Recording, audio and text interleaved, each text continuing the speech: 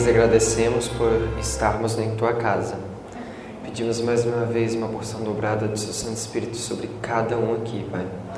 Para que possam tanto entender e a mim ao explicar, que possam ser palavras claras e que possam tocar no coração, Pai.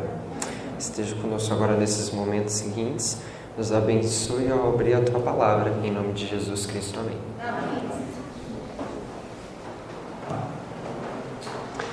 Ok?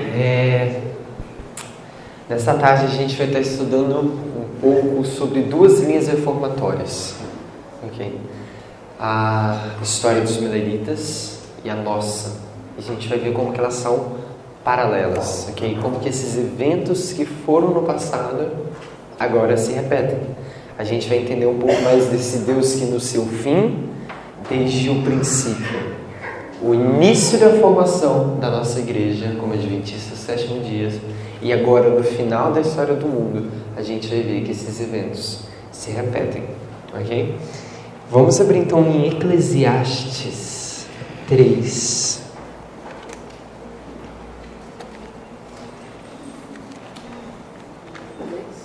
Eclesiastes 3:15.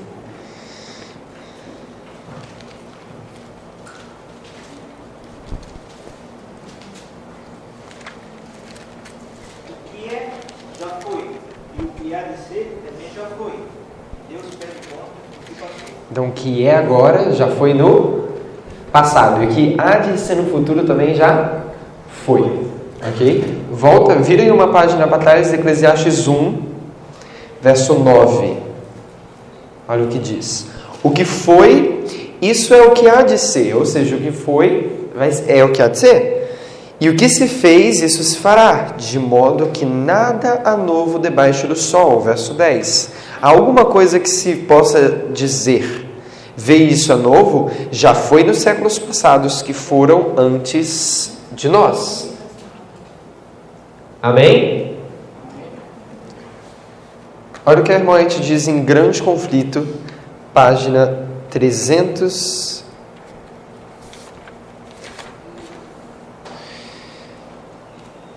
Perdão. 343. A obra de Deus na Terra apresenta século após século uma surpreendente semelhança em todos os grandes movimentos reformatórios. Ok, eu estou dizendo, fazendo mentalmente mesmo, porque eu não estou com o texto aqui. Mas Ellen White diz que a obra de Deus na Terra apresenta século após século uma surpreendente semelhança. E o que, baseado no que já foi medido, vocês já estudaram algumas linhas reformatórias, certo? Estudaram algumas histórias bíblicas, linha sobre linha. E hoje a gente vai estar estudando duas delas, como eu já disse. E falando a respeito da história dos mileritas, eu queria que vocês atentassem para esse texto que está em Grande Conflito, página 393. Olha o que diz. A parábola das 10 virgens de Mateus 25 ilustra também a experiência do povo adventista. A irmã está dizendo que a parábola das 10 virgens, sabe aquela que a gente já falou de manhã, das virgens e tudo mais? Ela ilustra a experiência do povo do advento. E lá em Review and Herald, 19 de agosto de 1890, ela diz: eu sou muitas vezes referida à parábola das 10 virgens, 5 das quais eram prudentes e 5 das quais tolas. Esta parábola foi e será cumprida ao pé da letra. Esta parábola foi e será cumprida ao pé da letra. Ela foi cumprida na história milerita. E a gente vai ver isso hoje. Mas ela vai ser cumprida ao pé da letra. Porque a parábola das 10 virgens vai ser repetida na nossa história. Porque os profetas falaram mais para o nosso tempo do que para o deles. Dessa forma, essas histórias estão falando da nossa geração também. Amém? Então, por Mateus 25 e esses dois textos, a gente vê que a gente vai repetir a parábola das 10 virgens. E aí, a gente vai começar a estudar um pouco a respeito da história milerita. A história milerita, antes dela começar, a igreja passa por um período de trevas. Já ouviram falar desse período de trevas de 1260 anos? Quanto já? Já? Ok? Abrem lá em 2 Tessalonicenses 2, verso 1.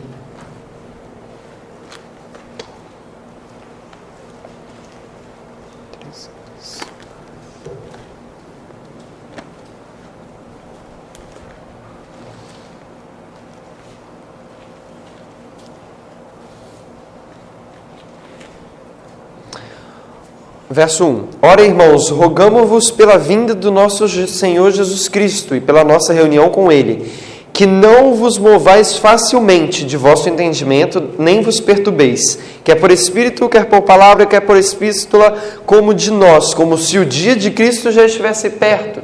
Olha o que Paulo está falando. Não vos movais facilmente, como se Jesus já estivesse por vir. Presta bem atenção no verso 3. Ninguém de maneira alguma vos engane, porque não será assim, sem que antes venha a apostasia e se manifeste o homem do pecado. Presta bem atenção aqui comigo. Esse período de 1260 anos é o período que está sendo manifesto o quê? O homem do pecado. É o período do domínio papal. Tempos e a metade de um tempo. Já ouviram falar sobre isso? Abre lá em Daniel 7 rapidinho comigo. Daniel 7,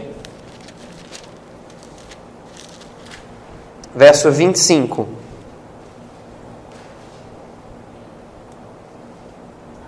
Perdão, não, é isso mesmo. E proferirá palavras contra o Altíssimo e destruirá os santos do Altíssimo e cuidará em mudar os tempos e as leis, e eles serão entregues na sua mão por tempos e a metade de um tempo. Esse período aqui que está falando, Paulo está falando bem assim, gente, não adianta pregar a vinda de Cristo, porque o período da apostasia, o período do homem do pecado, tem que acabar. Tem que vir esse período antes. Esse período está escrito em Daniel. 1260 anos que o papado teve domínio e ele exerceu seu poder para perseguir os fiéis cristãos.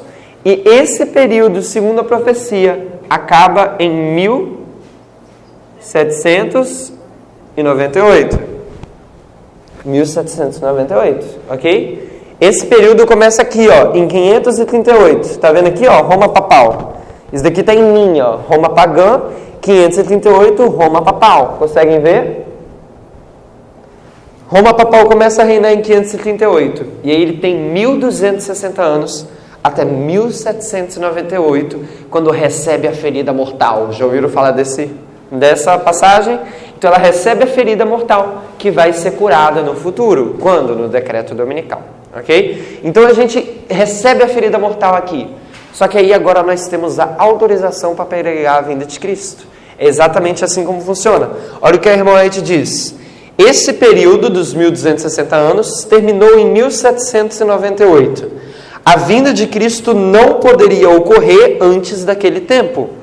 Paulo, com sua advertência, abrange toda a dispensação cristã até o ano de 1798. É depois dessa data que a mensagem da segunda vinda deve ser proclamada. Grande conflito 356. Então a segunda vinda de Cristo só podia ser proclamada depois de que data? 1798. Porque ali acabou o quê? O período do homem do pecado.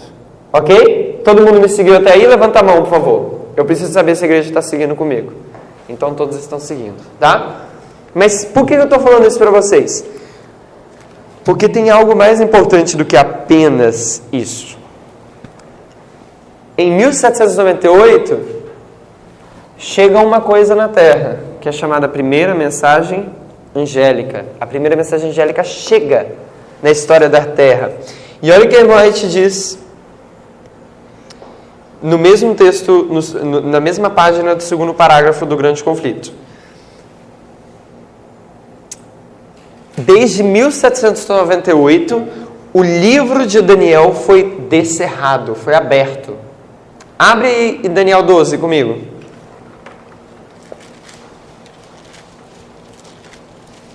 Verso 4.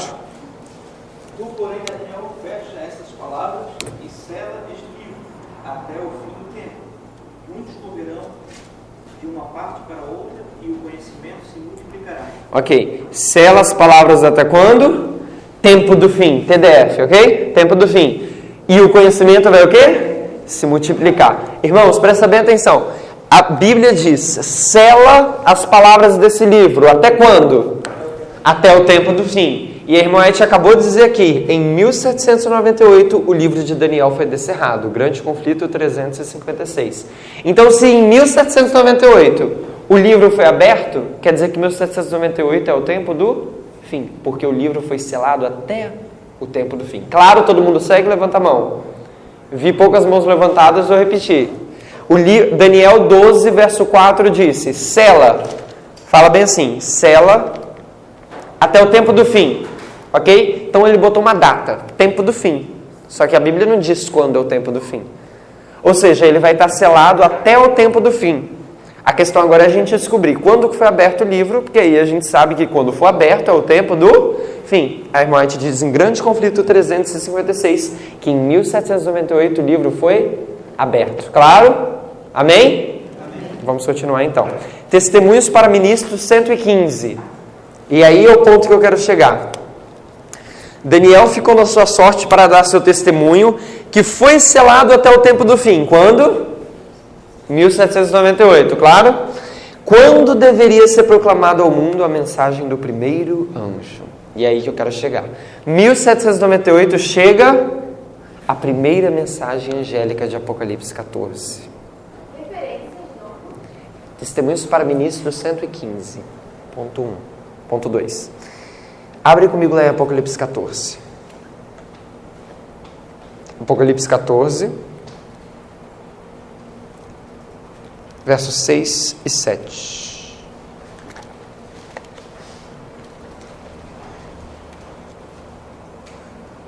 Viu o anjo voando pelo meio do céu, tendo o evangelho eterno para proclamar aos que habitam sobre a terra e a toda nação, tribo, língua e povo, dizendo com grande voz: temei a Deus e dá-lhe glória, porque é chegada a hora do seu juízo, e adorai aquele que fez o céu, a terra, o mar e as fontes das águas. Agora essas palavras talvez fazem mais sentido para vocês. Temei a Deus e dá-lhe glória, porque é vinda a hora do seu juízo. O que Miller proclamou aqui? 1844. E o que acontece em 1844? O juízo investigativo começa. Temei a Deus e dá-lhe glória, porque é vinda a hora do seu juízo. Miller está falando, se prepare, porque está vindo a hora do juízo. Obviamente que ele cria que o juízo era a vinda de Cristo. Mas a Bíblia deixa claro que está falando da hora do juízo. 1844. Primeira mensagem angélica. Todo mundo me seguiu até aqui? Levantem as mãos, por favor. Ok? Irmãos, agora me deu a ideia e eu vou fazer dessa maneira. Ok? Eu vou falar agora da nossa história. E a gente vai seguir paralelo na história dos Milleritas e a nossa história. Ok? Já ouviram falar do sonho de Guilherme Miller? Quem já ouviu falar? Ele ganha uma caixa, não é isso? E ele tem a chave. E nessa caixa tem joias preciosas. E essas joias são as gemas da verdade, como a gente leu hoje de manhã. Só que aí ele chega um momento onde ele bota essa caixa em cima da mesa, né? E começam a entrar pessoas. E as pessoas olham para aquelas joias. Só que elas começam a pegar as joias e separá-las. E espalhar. E aí chega um momento que quando mais ele pede para o pessoal não mexer nelas, eles mais tiram. E as joias começam a ficar separadas e sujas. Só que aí chega um momento onde entra uma pessoa na porta. E essa pessoa começa a pegar cada joia que foi espalhada de Guilherme Miller. A irmã White escreve esse sonho, tá? Não é um sonho dele. A irmã White relata isso. Primeiros escritos que ela fala? Primeiros escritos. Ó, 75? Página 75, ok. E aí, esse homem, ele pega cada joia e ele começa a varrer tudo. E a poeira sai pela janela. E Miller fala para ele, não adianta, o pessoal espalhou muito essas joias, você não vai conseguir achar. Só que ele pega cada uma e coloca em seu devido lugar, só que numa caixa agora maior. E entrega as caixas de volta para Miller. Irmãos, Depois de 1844, quando acabou assim, vou dizer, depois do grande desapontamento, verdades que Guilherme Miller, que Deus entregou para Guilherme Miller, porque ele recebeu o início da cadeia da verdade, verdades que ele compreendeu, foram esquecidas e espalhadas. E talvez uma das primeiras que a gente pode dizer está bem aqui no início. Os 2520 é uma delas. São uma das joias que ele compreendeu, só que foram pegadas por pessoas que entraram depois e espalhadas e jogadas. Isso é um período que o povo está vivendo aqui, de trevas espirituais. Como a gente viu, o povo está o quê? Bêbado. E pela situação que eles se encontram bêbados por doutrinas erradas, eles não conseguem ver e discernir as gemas que Deus revela. E não conseguem valorizar, não só por questão de valorizar, mas como reconhecer as joias que foram reveladas aqui. Outras, a gente pode dizer, como as trombetas. Essas trombetas têm vários entendimentos diferentes. Só que se não fosse o entendimento correto dos pioneiros, não haveria tanto impacto no movimento milerita. Outra verdade, talvez o contínuo, que o Marco já especificou, de 508. Hoje se acredita que o contínuo é outra coisa como os pioneiros acreditavam. Os pioneiros acreditavam que o contínuo fala a respeito do paganismo, ok? E hoje tem, várias, talvez, aí, interpretações, e uma delas é que está falando do sacrifício contínuo que acontece. É um pouco diferente, o paganismo e o sacrifício contínuo. 1290 anos, 1375, algumas joias que talvez foram perdidas por aí. Mas existe a promessa de que vai entrar alguém e vai fazer o quê? Juntar essas joias todas de novo. E a gente acredita que esse alguém é Cristo. E mais uma vez na história, Deus está levantando pessoas para restaurar essas verdades e assim cumprir exatamente como está escrito na 1989, a gente está falando a respeito do tempo do fim. Vocês já viram, a gente falou do tempo do fim em 1799, né? Quero outro lugar da Bíblia que fala essa expressão, o tempo do fim. Daniel 11, abre lá comigo em Daniel 11. Verso 40.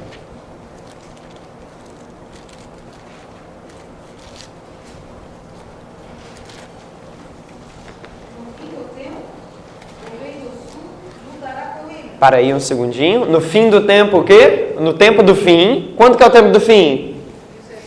1798. Então o verso já fala bem assim. Em 1798, o rei do sul lutará com ele. Vocês já estudaram Daniel 11? Já verso 40 com a Mari, certo? Isso daqui está falando do que... Primeiro que o verso já diz. E o tempo do fim, não é isso?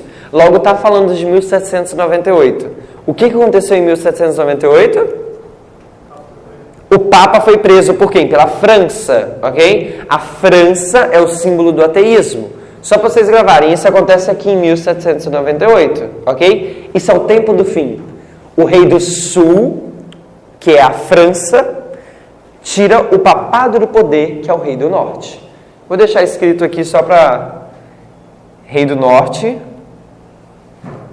rei do sul. Aqui a gente tem a França. E aqui a gente tem um papado. Em 1798, a França ataca o rei do norte, o papado. Primeira parte do verso 40. Continua lendo pra gente, irmã.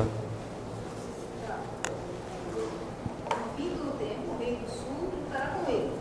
E o rei do norte o cometerá com carros, com cavaleiros e com muitos navios. Entrará nas terras e as inundará e passará. Ok. Então, na primeira parte do verso 40 fala que o rei do sul vai lutar com o rei do norte. Só que na segunda parte já fala que o rei do norte vai se levantar contra quem? Contra o rei do sul. Com muitos carros, cavaleiros e muitos navios. A gente não vai estudar muito Daniel 11, mas isso daqui está se tratando a respeito dessa briga do rei do norte e do rei do sul.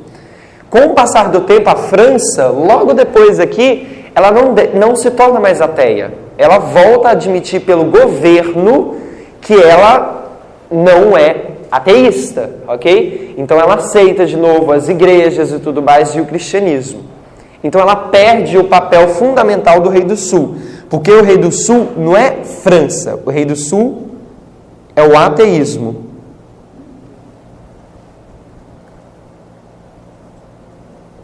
Eu quero que vocês se esforcem só um pouquinho, que vocês vão conseguir entender o ponto que a gente está trazendo.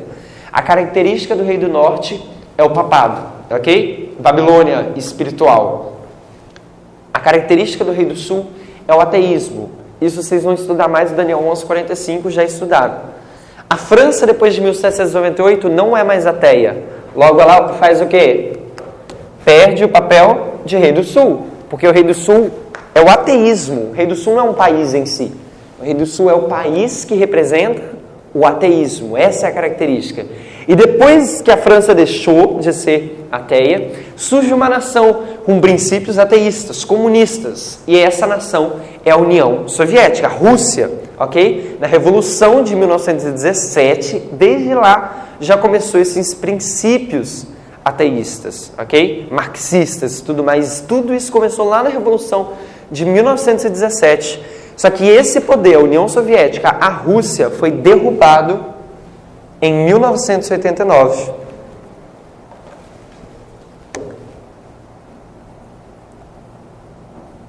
Por uma aliança entre o Papa e os Estados Unidos, ok? Isso tem uma revista que deixa isso muito mais detalhado. O ponto que eu quero trazer aqui para vocês é esse. Se você não entendeu o que eu falei, só olha para mim no verso Daniel 11:40 que a gente vai explicar. No tempo do fim, então aqui está falando do tempo do fim, certo? Vai acontecer duas coisas marcando o tempo do fim. O primeiro é a luta do Rei do Sul contra o Rei do Norte. Esse é um evento, não é? E esse evento é 1798. E o segundo evento que marca o tempo do fim é o contra-ataque. É o Rei do Sul, é o Rei do Norte, que é o papado, vindo agora contra o ateísmo. E isso é marcado em 1989, quando o papado se une com os Estados Unidos para derrubar a União Soviética, que é ateia. É o Estado Ateu Soviético. Se você digitar na internet, URSS é uma das primeiras coisas que vai aparecer, ok? Então, essa revanche está caracterizada como o tempo do fim. Dessa forma, a gente entende que o tempo do fim da nossa história começou em 1989. Consegue me seguir? Vi menos mãos e eu vou tentar dar uma explicação um pouco mais fácil para a gente conseguir seguir de forma fácil, tá, gente? Sem problema, sem complicação. No verso do Daniel 11:40 fala a respeito do tempo do fim. Existem duas guerras que acontecem. Um ataque e um contra-ataque. Esse ataque acontece em 1798. Ok? O Rei do Sul ataca o Rei do Norte. Se a gente for pensar, basicamente é isso. Esse contra-ataque que fala do tempo do fim acontece em 1989, quando o Rei do Norte ataca o Rei do Sul. Basicamente é isso. Os detalhes de quem é Rei do Norte e Rei do Sul, a gente não tem como estudar agora por questão de tempo, tá? Então vamos seguir aqui na nossa linha.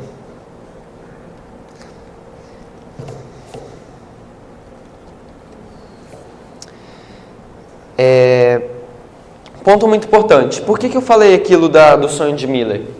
Porque a gente vê que o povo aqui está vivendo um período de trevas espirituais. E aqui também o povo está vivendo um período de trevas espirituais. E aí chega 1989. O tempo do fim começa. E mais uma vez, quando começa o tempo do fim, o que diz lá em Daniel 12? Sela até o tempo do fim, e o conhecimento se multiplicará. Ou seja, existe um aumento de conhecimento depois do tempo do fim. Daniel 12, verso 4. E exatamente em 1989, como o Marco disse aqui no sermão de sexta-feira, Jeff começa a estudar linhas sobre linha, e 2 anos mais tarde ele começa a estudar mais a respeito de Daniel 11, 40 a 45. E a gente vê que essa verdade que Deus mostra, que Deus revela, é a mensagem para os nossos dias. Quer uma maneira fácil da gente pensar sobre isso? Existe essa porção de Daniel que não foi entendida. Por que ela não foi entendida? Porque ela foi deixada para uma geração. Que geração é essa? A última geração. ok? Deus sempre deixa verdades especiais para testar aquela geração, para testar o povo. Essas verdades foram verdades que foram deixadas para ser entendidas no tempo dos mileritas. Existem verdades adaptadas ao tempo que eles estão vivendo. E se vocês forem em Daniel 11, no verso 41, o verso 41 fala da lei dominical. A gente não vai lá, só estou falando a respeito disso. E a lei dominical é algo de qual geração? A nossa. Os últimos versos de Daniel 11, 40 a 45 foram deixados para a nossa geração. A irmã White diz que os últimos versos de Daniel 11 quase chegaram ao seu cumprimento. Isso é a verdade para o nosso tempo, ou seja, isso é a luz para o nosso tempo. Da mesma forma que aqui, em 1798, depois que chega o tempo do fim, Miller, durante 2 anos, começando em 1816, estudou a Bíblia e começou a estudar a palavra de Deus, as Escrituras. E ele entendeu essas profecias, ou seja, o aumento de conhecimento. Depois de 1989, exatamente nessa data, e depois indo para 1992, se começou a estudar essas profecias de Daniel 11, 40 a 45. A última parte do livro de Daniel que não tinha sido entendida. Os mileritas entenderam a luz para o tempo deles. Primeiro começou com Miller. E nós agora temos que entender os últimos versos de Daniel 11, que são luz para nós. Isso também aconteceu aqui nesse período. Outro evento marcante da história milerita. A gente já passou por 3 coisas. Primeiro, o período de trevas que o povo passa. O tempo do fim que chega na história milerita e também chega na nossa história. E esse aumento de conhecimento que está lá em Daniel 12, verso 4. Sela até o tempo do fim e haverá o quê? Um aumento de conhecimento.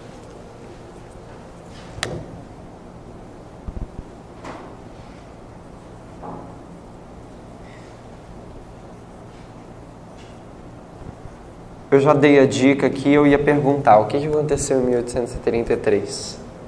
Queda das estrelas. Olha o que a irmã diz. Que não foi só... O ponto é que não só foi um marco profético, 1833, por causa da queda das estrelas, mas também exatamente em 1833 foi quando Miller recebe formalmente carta para ele poder pregar. Olha só.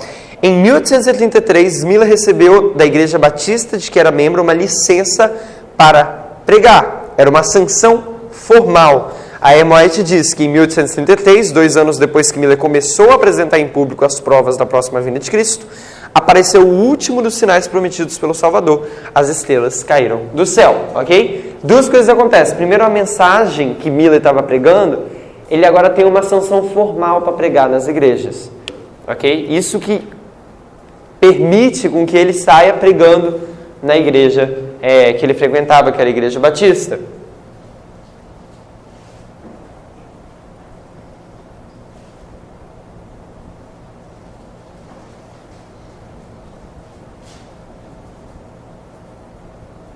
Da mesma maneira, quando chegou 1996,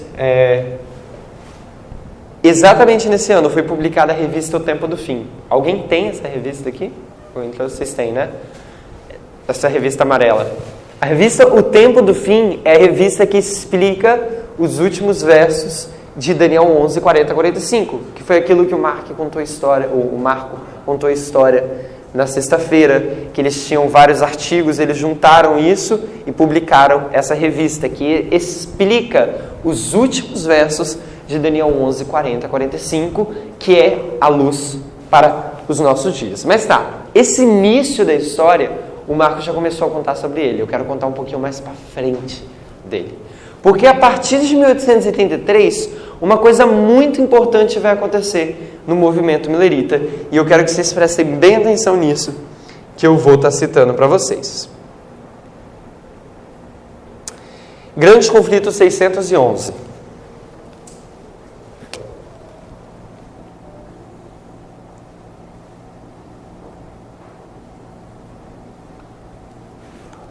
Olha só o que a Marsh vai dizer. O movimento adventista de 1840 a 44 foi uma manifestação gloriosa do poder de Deus. a mensagem do primeiro anjo foi levada a todos os postos missionários do mundo. E em alguns países houve maior interesse religioso do que testemunho em qualquer nação desde a reforma do século XVI. A irmã está dizendo que o movimento adventista de 1840 a 44 foi uma manifestação gloriosa do poder de Deus. E olha o que ela diz. A mensagem do primeiro anjo foi levada a todos os postos missionários. Irmãos, aqui nessa época de 1798 a 1840, antes de chegar essa época, 30 pessoas assistiam às reuniões de Miller, 50 pessoas assistiam à reunião de Miller que ele pregava. Mas depois de 1840, literalmente, a mensagem foi levada a todos os postos missionários do mundo. Alguns historiadores dizem que eles já tinham panfletos nos portos dos Estados Unidos, já em 1840, mandando a mensagem, quando estava se cumprindo uma profecia aqui nessa data.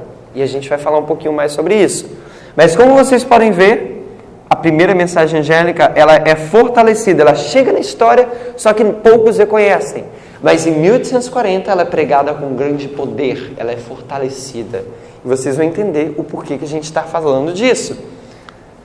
Grande conflito 335.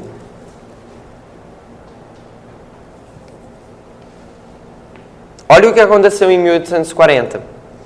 Josias Litt, um dos principais pastores que pregavam o segundo advento, publicou uma explicação de Apocalipse 9, predizendo a queda do Império Otomano.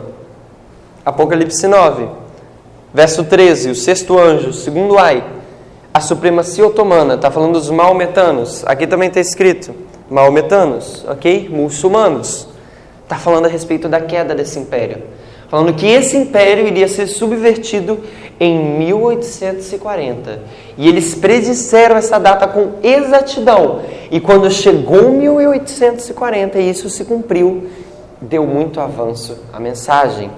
E olha o que diz, predizendo a queda do Império Otomano. Aí ele fala, segundo seus cálculos, essa potência deveria ser subvertida no ano de 1840. Vou pular. No tempo especificado, a Turquia, por intermédio de seus embaixadores, aceitou a proteção das potências aliadas da Europa e assim se pôs sob direção de nações cristãs. O acontecimento cumpriu exatamente a predição. Quando isso se tornou conhecido, multidões se convenceram da exatidão dos princípios de interpretação proféticas adotadas por Miller e seus companheiros. E maravilhoso impulso foi dado ao movimento do Advento. Depois de 1840, se cumpriu essa profecia relacionada ao islamismo, maravilhoso impulso foi dado ao movimento. Por quê? Se cumpriu, eles entenderam que o princípio de Miller estava correto.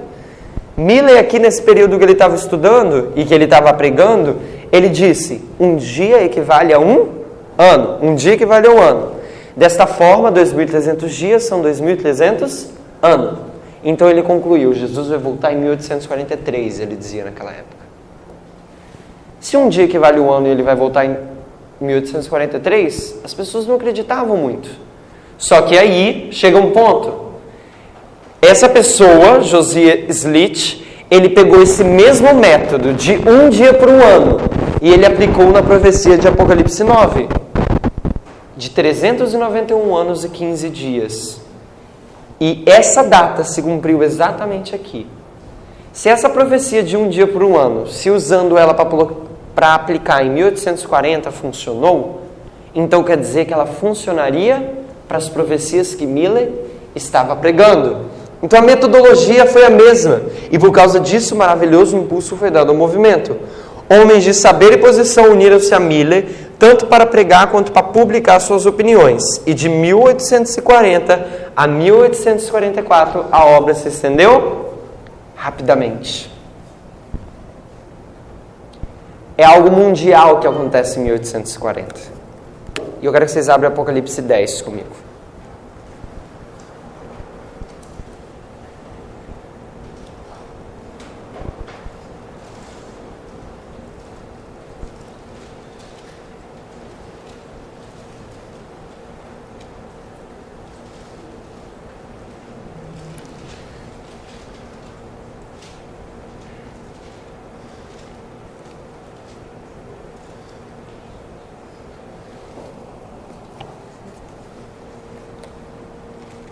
Apocalipse 10, no verso 2. Quem puder ler para mim, por favor. Ele tinha na mão um livrinho aberto, pôs o seu pé direito sobre o mar e o esquerdo sobre a terra. Ok. Ele põe o pé direito sobre o mar e o pé direito sobre a terra. Eu não estou achando a citação que Ellen White fala a respeito disso, mas Ellen White diz claramente que esse símbolo que o anjo coloca o pé direito sobre o mar e sobre a terra é porque representa algo de caráter mundial, ok? E esse anjo, ele traz o quê? Um livrinho, não é isso? Que livro? O livro de Daniel, que já está aberto. E esse livro de Daniel, eles comem, na boca é doce. Aqui em 1840, quando se cumpre a profecia, esse livro é doce. Opa, a profecia está se cumprindo. As profecias realmente estão funcionando. Pode falar. Só uma pergunta. Tem alguma citação de Ellen White que afirma que esse livrinho de Apocalipse é o livro de Daniel? Ou eu acredito que tem uma citação clara, mas eu não uso a citação para entender. Porque lá em Daniel, quando ele fala cerra esse livro, está falando do livro de Daniel. E aí, quando vem João e ele fala do livrinho, a gente entende que essas profecias que Mila entendeu foram as profecias do livro de Daniel. Mas tem sim, e eu posso passar. Acabei de lembrar que tem e onde tem.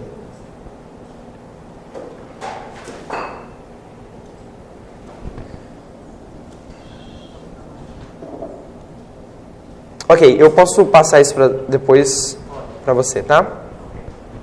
Vamos lá. Então, em 1840, o anjo de Apocalipse 10 desce. E o ponto que eu quero trazer para vocês é que é o seguinte. Não só o anjo de Apocalipse desce, mas aconteceu uma profecia relacionada a quem? Ao islamismo. A queda do Império Otomano. Irmãos, eu quero que vocês sigam aqui comigo. Dá uma olhada aqui nesse diagrama. Nós temos aqui o primeiro e o segundo ai. Quem já ouviu falar sobre ais aqui na Bíblia? Eu vou tentar mostrar aqui ele rapidamente, só para a gente ter uma noção. Temos 7 trombetas. 1, 2, 3, 4, 5, 6, 7. Sabe por que eu separei assim? Porque essas primeiras 4 trombetas são apenas trombetas. Primeira, segunda, terceira e quarta trombeta. A quinta, a sexta e a sétima trombeta, elas têm uma coisa nelas, que é o primeiro ai, segundo ai e o terceiro ai. Cada uma dessas últimas trombetas tem um ai.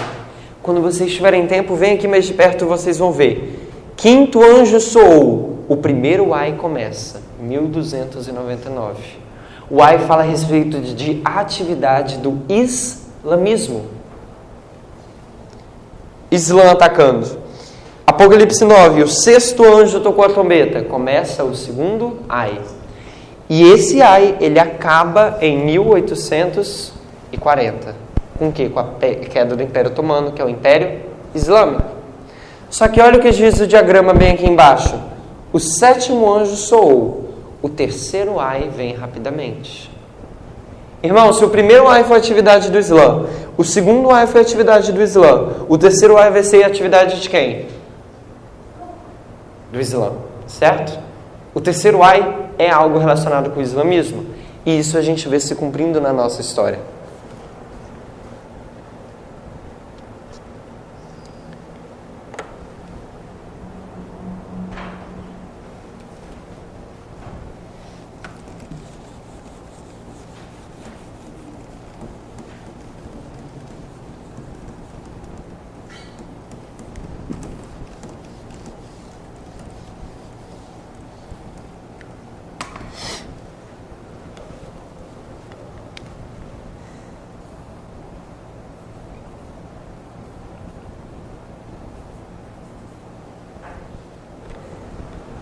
Prestem bem atenção nesse texto que eu vou ler. A respeito que a Ellen White escreveu no livro chamado Life Sketches 411. Está em inglês, vou escrever aqui. Life Sketches.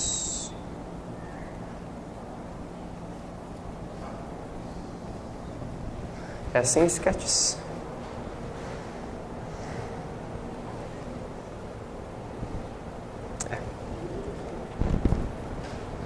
Sketches é rascunhos, né?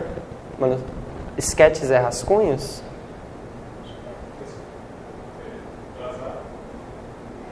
Eu acho que é rascunho, né?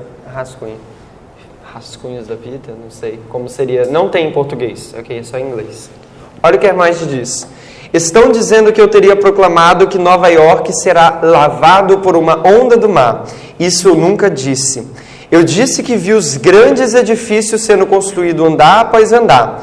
Quão terríveis as cenas que hão de ocorrer quando o Senhor se levantar para sacudir terrivelmente a terra. Então se cumprirão as palavras de Apocalipse 18, 1 a 3. Gravem isso. O capítulo 18 inteiro de Apocalipse é uma advertência do que virá sobre a terra. Porém, não tenho luz específica, o que virá sobre Nova York. Sei somente que algum dia aí os grandes edifícios serão derrubados com a força de Deus que derruba e revira. Uma luz que me foi dada me diz que está agindo no mundo um espírito de destruição. Uma palavra da boca de Deus, um toque de seu incrível poder, e os grandes edifícios cairão. Cenas tão terríveis ocorrerão que não podemos imaginar. A Ellen White diz que quando os grandes edifícios de Nova York caírem, se cumpriria o quê? Apocalipse de 1 a 3. Irmãos, eu quero que vocês prestem bem atenção nisso. Porque aqui agora começa a entrar várias implicâncias, vários pontos importantes. Ok? Desde o início já tem, óbvio.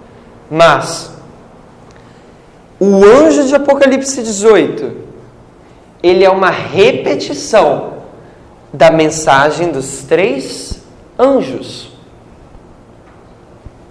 Presta atenção no que a irmã White diz. Em 1878,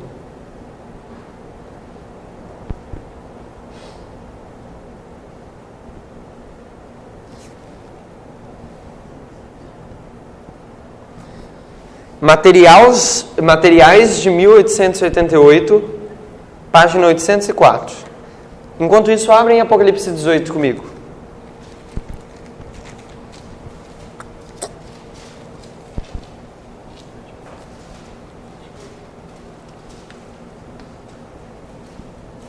Verso 1. E depois dessas coisas vi descer do céu outro anjo que tinha grande poder e a terra foi iluminada com a sua glória. O que acontece quando o anjo de Apocalipse 18 vem? A terra é iluminada com a sua glória. Então gravem isso. Verso 2. E clamou fortemente dizendo, segunda mensagem angélica. Vocês conseguem ver isso? Caiu a grande Babilônia é o quê? A segunda mensagem angélica. Quando vem o anjo de Apocalipse 18, o que ele repete? A segunda mensagem angélica. É isso que eu quero que vocês vejam. Mas quando ele vem, a terra é iluminada com a sua glória. O texto que eu disse de materiais de 1888, 804. Depois dessas coisas, vi descer do céu outro anjo que tinha grande poder e a terra foi iluminada com a sua glória. Anjo de Apocalipse 18. Presta bem atenção no que a irmã White diz. Naquela iluminação está unida a luz de todas as 3 mensagens. A irmã está dizendo que com o anjo de Apocalipse 18, quando ele vem, está unida quais mensagens? Todas as 3. Por que eu estou dizendo isso? Porque os mileritas viveram as 3 mensagens angélicas. Só que a Bíblia diz, no anjo de Apocalipse 18, a irmã White também, que a gente vai repetir essas mensagens angélicas. E para a gente repetir as 3 mensagens angélicas, a gente tem que saber quando e como elas chegaram na primeira vez, no seu primeiro estado. Como é que a gente vai repetir uma coisa que a gente nem sabe como é que chegou? Se eu falar bem assim, repete para mim o verso áureo. Aí você fala, eu nunca vi o verso áureo da semana. Você vai repetir? Você não vai, porque você não viu. A gente precisa ver essa história para entender como que a gente vai repetir. E um ponto que eu quero que vocês entendam. A nossa história está falando a respeito da ascensão da ferida mortal. Lembra que o papado recebeu a ferida mortal aqui? Ela vai ser restaurada no decreto dominical. E desde 1989, o papado já está fazendo aliança com os Estados Unidos. Desde aqui nessa época, o Papa, junto com Ronald Reagan, se juntaram para a queda, bloqueio econômico contra a União Soviética, também questões militares, tudo para fazer o embate da União Soviética. Mas o ponto não é esse, o ponto é que eles já começaram a fazer a sua aliança. E em 11 de setembro, quando acontece o atentado terrorista, uma lei muda nos Estados Unidos. Antes, os Estados Unidos, com a sua legislação, acreditava que você... Acreditava não, era a lei. Que você é inocente até que se prove o contrário. Só que depois do atentado do Islã, porque eu não sei se vocês viram, mas o diagrama é desenhado de uma forma em que os cavalos, que são os islamitas, estão guerreando contra esse chifre grande, que é Roma. O Islã, ele é usado para atacar Roma. Por isso que eles estão aqui contra, atacando Roma, o chifre, Roma. Agora os Estados Unidos, em 11 de setembro, por causa do Islã, eles mudam a legislação. E agora você é culpado até que se prove o contrário. Você sabe que tipo de legislação é essa? Romana. Os Estados Unidos, em 11 de setembro, agora pegam uma legislação romana e aplicam no país que tem liberdade religiosa, ok? Mas a questão é que os Estados Unidos deveria protestar contra Roma. E cada vez, cada marco, ele chega mais perto, tanto em relação à aliança quanto em relação à legislação. Ato patriota. Hoje, lá nos Estados Unidos, o governo pode entrar na casa de qualquer americano, pegar alguém e levar para a cadeia, e pode deixar lá o tempo que quiser, até que prove que ele é inocente, por causa do atentado de 11 de setembro. E eu quero que vocês prestem atenção agora, olha só o que a irmã vai dizer, comparando dois anjos, ainda no grande conflito, página 611. Lembra aquele texto que ela disse que o movimento de 1840 a 44 foi uma maravilhosa manifestação no poder de Deus. Presta bem atenção nisso agora. Olha o que ela vai falar. Mas isso deve ser superado pelo poderoso movimento sobre a última mensagem do terceiro anjo, o anjo de Apocalipse 18. Ou seja, ela está fazendo um paralelo de 1840 e o movimento, que foi uma maravilhosa manifestação no poder de Deus, e quando vinha o anjo de Apocalipse 18, ela fala, esse movimento vai ser, essa obra daqui vai ser superada pelo movimento do anjo de Apocalipse 18. Se você consegue ver o paralelo das duas datas? Conseguem ver?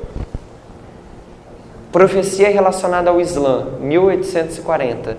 11 de setembro, uma profecia relacionada ao Islã. Apocalipse 18, de 1 a 3. Vocês estão seguindo, irmãos? Por favor, preciso ver as mãos. Amém. Irmãos, tem como provar o atentado terrorista na Bíblia de outras maneiras. Mas isso também não é uma coisa que tem como a gente dedicar tempo agora, porque isso dá para falar uma semana a respeito disso. Agora vai ser fortalecida a mensagem. Não entendi, repete. A partir de 11, 9, a partir dali agora vai ser fortalecida. Exato. A mensagem. Exato. Só vai crescer. Exato, vai crescer. Ok? Como aqui, vou repetir. Eu vou fazer o paralelo. Tempo do fim é quando chega a primeira mensagem angélica. Tempo do fim na nossa geração é quando a primeira mensagem angélica... Lembra que vai ser repetido? Dessa maneira, ela também é repetida aqui. Aqui pregava a mensagem do juízo relativa a 1844, eram as profecias de Daniel, certo? Só que agora, em 1989, a profecia de Daniel 11, 40 a 45 fala a respeito do nosso juízo, que é o decreto dominical. Daniel 11, 40 a 45. Primeira mensagem angélica. Vem 11 de setembro, como a irmã disse, a primeira mensagem ela é fortalecida. Agora ela é levada com grande poder. E essa mensagem, gente, vocês podem acreditar, ela está em todo o mundo. Ela está uma mensagem mundial. Essas linhas, Daniel 11, 40 a 45. Uma vez um amigo nosso, ele pegou e começou a publicar todas as fotos dessa revista, Daniel 11, 40 a 45. Vários idiomas. Se não me engano, mais de 10. essa mensagem está no mundo todo. É algo mundial. Só que tem mais um fator. Na nossa época, essas mensagens são combinadas. Presta bem atenção.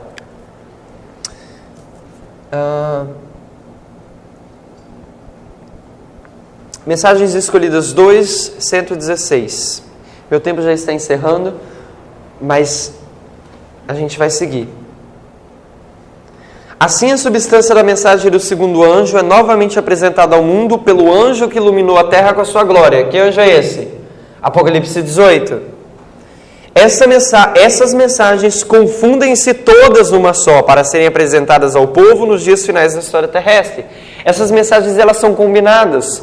O anjo de Apocalipse 18, ele contém as 3 mensagens angélicas. Mas na Bíblia, qual é a mensagem que é citada? Caiu Babilônia. Qual é a mensagem essa? Segunda mensagem angélica. Então, ao mesmo tempo que a primeira é fortalecida, a segunda mensagem angélica chega. Caiu a grande Babilônia. Essas mensagens confundem-se no sentido de elas mesclam, elas estão combinadas ali no mesmo fator. Então, um ponto que eu quero estabelecer aqui só para saber, se a gente sair daqui, eu quero que vocês entendam isso. A parábola das 10 virgens foi e será cumprida ao pé da letra. E a gente está vendo isso na história. A gente já viu que o povo está em um período de trevas, só que aí chega o tempo do fim, em cada geração. E aí as pessoas começam a estudar as profecias, entendem elas, e aqui no marco de 1840, ou no 11 de setembro, tem uma profecia relacionada ao islamismo. Na história dos mileritas ali, foi o segundo ai. Na nossa história, 11 de setembro é o terceiro ai. Só que isso vocês têm que estudar com mais calma. Mas eu tenho certeza que a Mari e mais algumas pessoas vão estar passando isso para vocês com mais detalhes, ok? Se a gente fosse estudar cada ponto desse minuciosamente, aí a gente vai fazer uma vigília, ok? Então eu estou passando eles para entender. Mas vocês conseguem ver a lógica?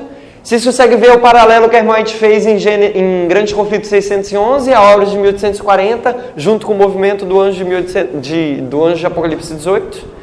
Que os dois estão se tratando de acontecimentos com o islamismo. Agora vocês conseguem ver que na nossa história, cada marco desse, a gente vê a aproximação do papado com os Estados Unidos, para promulgar, para finalizar na lei dominical. 1989, aliança dos Estados Unidos com o papado. 11 de setembro, os Estados Unidos muda a lei com o ato patriota para uma lei romana, onde você é culpado até que se prove o contrário. Uma mudança na lei. E aqui falar da lei dominical. Está tudo se encaminhando para lá. Mas, irmãos, para tentar atar isso aqui, para a gente não prosseguir muito, que a gente ainda tem uma próxima palestra do Marco,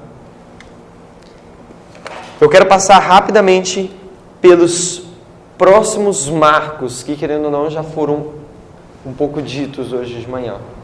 Depois que o movimento segue, vem agora comigo aqui para a história milerita, ok? História de cima aqui. Algumas coisas vão acontecer muito profundas no movimento milerita. Talvez muitas pessoas não saibam, mas tiveram 2 desapontamentos na história milerita.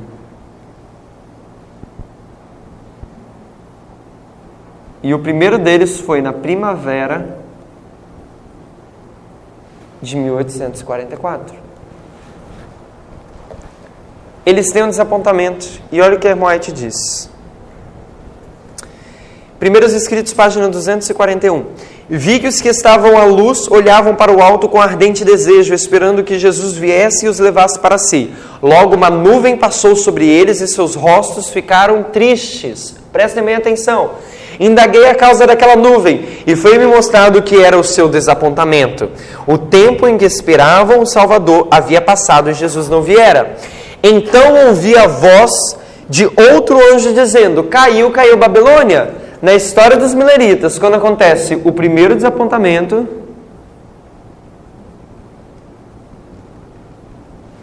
chega a segunda mensagem angélica.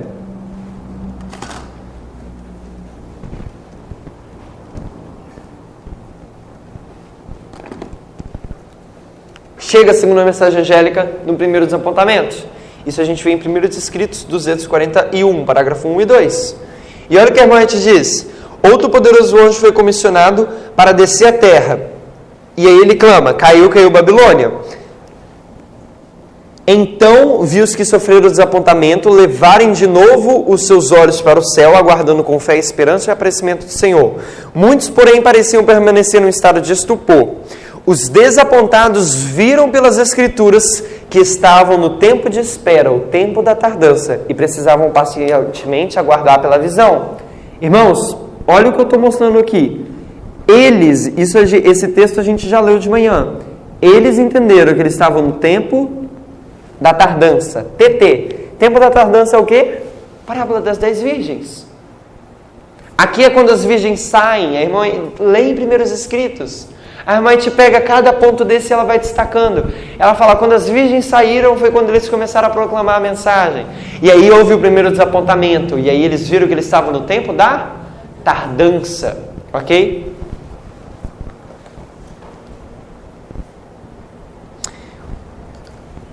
Depois que eles estavam no tempo da tardança, duas coisas aconteceram. Muito importantes que eu vou destacar.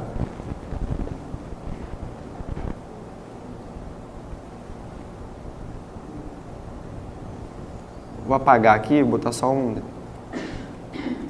Estou sem espaço.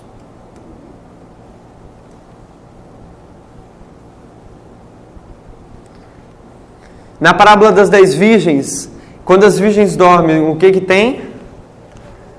O clamor da meia-noite. O clamor é dado em que horas? À meia-noite. Grande conflito 398.3.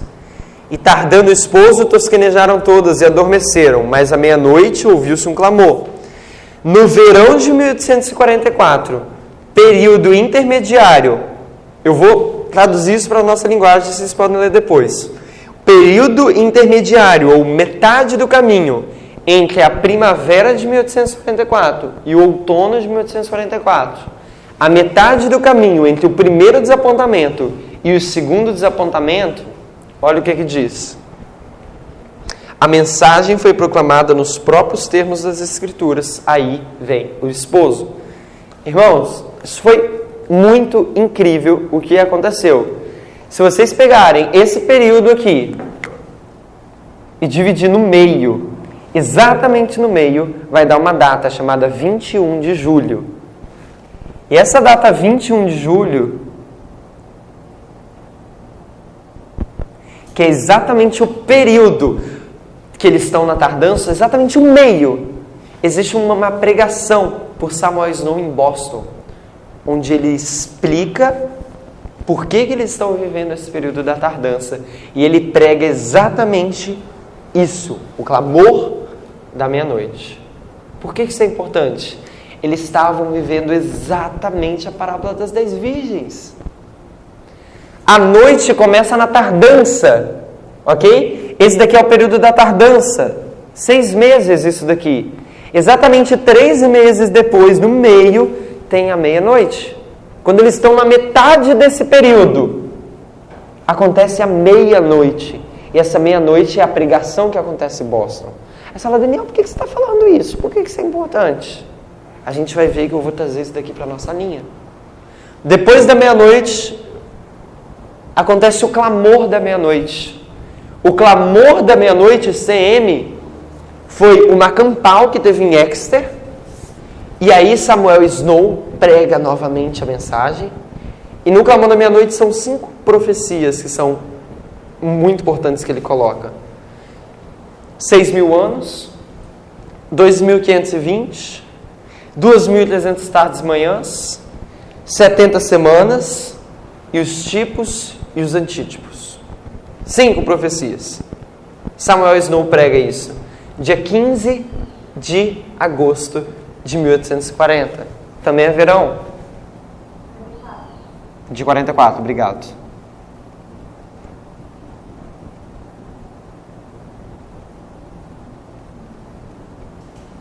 « 15 de agosto. Olha o que a irmã te diz. A mensagem do segundo anjo, Apocalipse 14, foi primeiramente pregada no verão de 1844 e teve naquele tempo uma aplicação mais direta às igrejas dos Estados Unidos. Próximo ao final da mensagem do segundo anjo, vi uma grande luz do céu resplandecendo sobre o povo de Deus. Os raios dessa luz pareciam brilhantes como o sol. Ouvi as vozes dos anjos clamando: eis o noivo sair-lhe ao encontro. Este foi o clamor da meia-noite, que deveria dar poder à mensagem do segundo anjo. Lembra que o segundo anjo chega aqui? Mas o clamor da meia-noite vem para dar poder à mensagem do segundo anjo. Primeiros Escritos 238. Primeiros Escritos 238. Então a gente vê que a segunda mensagem angélica chega no primeiro desapontamento, mas no clamor da meia-noite, logo no fim da mensagem do segundo anjo, vem o clamor da meia-noite para dar poder à mensagem do segundo anjo. É isso que acontece aqui. E depois acontece o grande desapontamento, 22 de outubro de 1844, e chega a terceira mensagem angélica no mundo. Mas agora eu quero que a gente vá para a nossa história para a gente finalizar. Irmãos, a história milerita foi e será cumprida ao pé da letra. Tem outras testemunhas que mostram isso. Sabe lá o anjo Apocalipse 10, quando ele come o livro e aí fica amargo na boca? Já viu o último verso de Apocalipse 10? Fala bem assim: portes que profetizes outra vez. A White diz claramente que as 3 mensagens angélicas, elas vão ser repetidas no fim do mundo. Isso vai se repetir na nossa história, essa experiência. E tem um estudo aqui maravilhoso que mostra só da experiência do povo do Advento, como que eles viviam naquela época. Como que eles buscavam a Deus. Depois de 11 de setembro, a gente tem os mesmos marcos. A gente tem a meia-noite, o clamor da meia-noite. A gente não sabe as datas. Eu vou apagar aqui.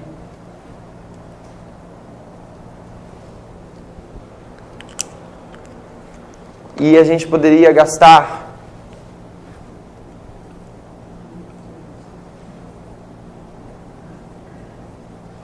horas para falando desse assunto.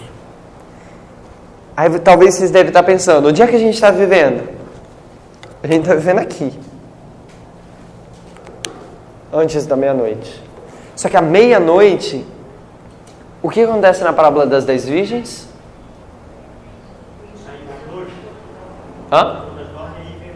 E aí vem o noivo. Só que aí quando vem o noivo, o que já aconteceu com as virgens? Já está determinado. As que são sábias e as que são tolas. Irmãos, se vocês esperarem a meia-noite para saber se isso realmente é verdade, já vai ser tarde demais. Porque à meia-noite já está separado o trigo do joio. Já está separado as que têm azeite e as que não têm. Já está separado o precioso do vil. Essa delineação de eventos, lembra que a gente viu de manhã? Conducentes ao encerramento da história terrestre é o que a gente está falando. Nós estamos vivendo no período onde chegou a segunda mensagem angélica e ela está indo adiante, repetida na nossa geração. E se a gente não sabe disso, como é que a gente vai saber o que fazer? Então hoje a gente está entendendo mais que período na linha a gente se encontra. Só que quando a gente estuda agora as linhas proféticas, para encaixar elas na nossa geração, a gente vê mais coisas. Sabe, por exemplo, o que acontece na meia-noite na história de Moisés? Lá em Êxodo, 10ª praga. É a hora que veio o anjo destruidor. Mais uma evidência, onde na meia-noite o destino já está selado. Você já tinha que ter botado sangue no umbral da sua porta. Você quer esperar passar a meia-noite para passar o sangue no umbral da sua porta? O anjo destruidor vai entrar na sua casa. Existe outra meia-noite na angústia de Jacó. É a meia-noite que ele começa o quê? A luta com o anjo. O tempo de angústia começa ali. Existem vários períodos na história onde fala da meia-noite. E isso é estudar linha sobre linha. Você pesquisar isso e entender o que vai acontecer nesse período, nas outras histórias, porque isso está tipificando o que vai acontecer com a gente. E se a gente pegar as outras histórias, eu já dei 3 testemunhas para você, que é na meia-noite que já está separado o trigo do joio. Já está determinado se a gente está salvo ou perdido. Isso na história de Moisés, isso na história de Jacó, isso na história da parábola das 10 virgens. Só que existem tantas na Bíblia que falam sobre isso. Clamor da meia-noite, uma mensagem que vai explodir como o último chamado para o povo adventista se arrepender. E se arrepender, que eu digo, é voltar às veredas antigas. Realmente voltar para a plataforma da verdade.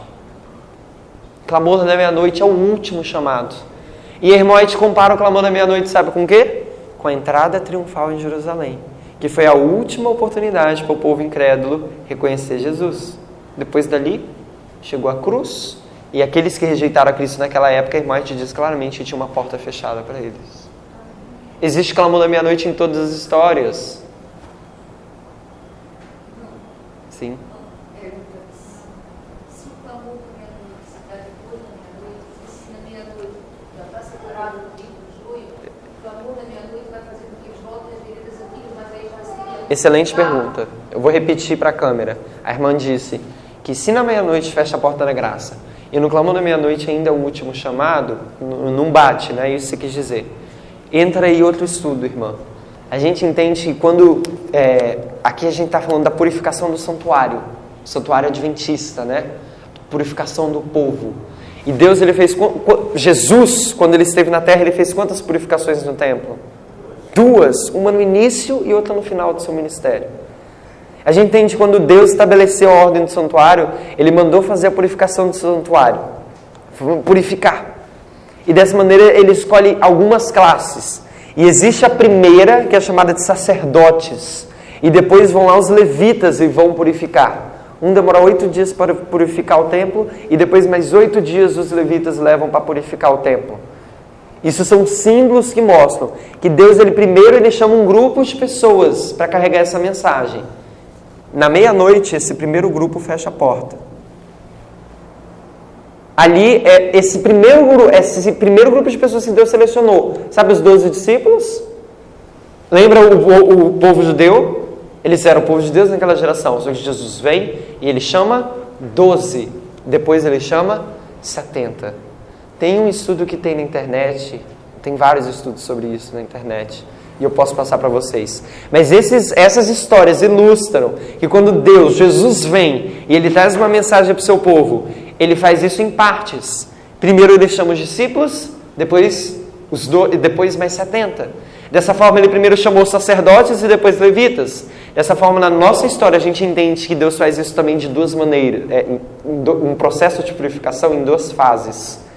Primeiro para aqueles que primeiro receberam a mensagem. E depois o clamor da meia-noite vai ser uma última evidência para os que não receberam. Então, quando na meia-noite eu digo que a porta se fecha, eu digo que ela se fecha para esse primeiro grupo de pessoas. Para nós aqui que estamos ouvindo pela primeira vez a mensagem, é para nós que a porta se fecha na meia-noite. E para aqueles que nunca tiveram a oportunidade de ouvir no Adventismo, porque pastores estão bloqueando de ouvir essa mensagem, porque a mensagem não conseguiu alcançar até eles. A partir do clamor da meia-noite, essa mensagem vai alcançar a todos. E aí sim eles vão ser provados como último teste. Ok? Mas esse é um estudo muito grande que a gente consegue demonstrar. Mas é muito bonito. A gente vê isso em várias histórias da Bíblia, conseguindo provar. Irmãos, só para a gente finalizar, chega o decreto dominical. Porta da graça fecha para o Adventismo em geral. Essas daqui são as 2 histórias. A história dos mileritas e a história dos 144.000. K é um símbolo para 1000. Para finalizar, eu quero botar um texto só.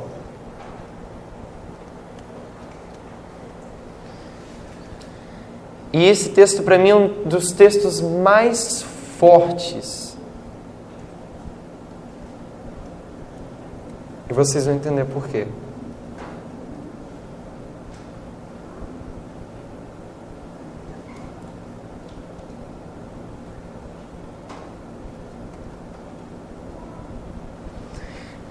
Manuscripts Releases, MR,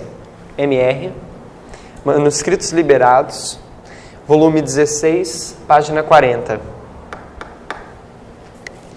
Vocês sabem as características dos 144.000? Primeira característica dos 144 mil é que eles não se contaminaram com as mulheres. A outra característica dos 144 mil é que eles andam, seguem um cordeiro onde eles querem que vá. Está lá em Apocalipse 14, no verso 4, vocês vão lá ver. Os 144 mil são os que seguem um cordeiro onde quer que vá. E outra característica dos 144 mil são que eles não passam pela morte. Essa é uma característica dos 144 mil. Ou seja, eles veem Jesus voltar. E olha o que a White diz. Toda a terra será iluminada com a sua glória. Qual é o anjo que ilumina a terra com a sua glória? Apocalipse 18. Toda a terra será iluminada com a glória do Senhor. Os puros de coração verão a Deus. São os que estão seguindo o Cordeiro para onde quer que vá, os 144 mil, que receberão o poder do anjo que desceu do céu e tinha grande poder. Quando o anjo de Apocalipse 18 desce, que a terra é iluminada com a sua glória, são 144 mil que recebem poder desse anjo. E os 144 mil são aqueles que veem Jesus voltar. Em outras palavras, sabe o que isso quer dizer? Que essa é a geração que vê Jesus voltar. Manuscripts Release, volume 16, página 40. Vamos ficar de joelho para orar?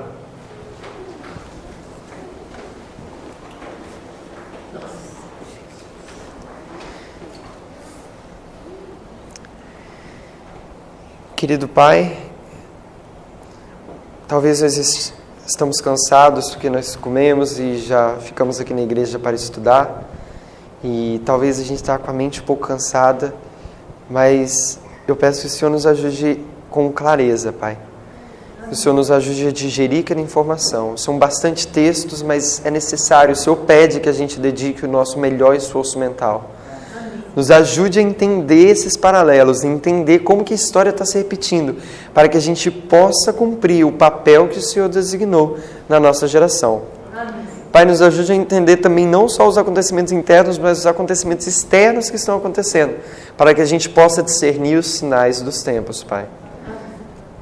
O Senhor acabou de mostrar mais uma vez para mim, e eu acredito que para todos aqui, que quando o anjo de Apocalipse 18 vem, essa é a última geração, porque os 144 mil que recebem esse poder. E isso é muito forte de saber que o Senhor está vindo nesta geração, Pai. Dessa forma eu peço que o Senhor nos ajude, nos dê consciência do preparo que é preciso ser feito, para que a gente possa purificar o nosso coração e estar preparado para a sua vinda. Amém. Nos ajude, não deixe nós termos vergonha de perguntar se nós não entendemos algum assunto. Nos ajude tirando as dúvidas, para que assim possa ficar claro os passos que a gente tem que seguir. Tudo isso nós pedimos e agradecemos. Em nome de Jesus Cristo. Amém. Amém.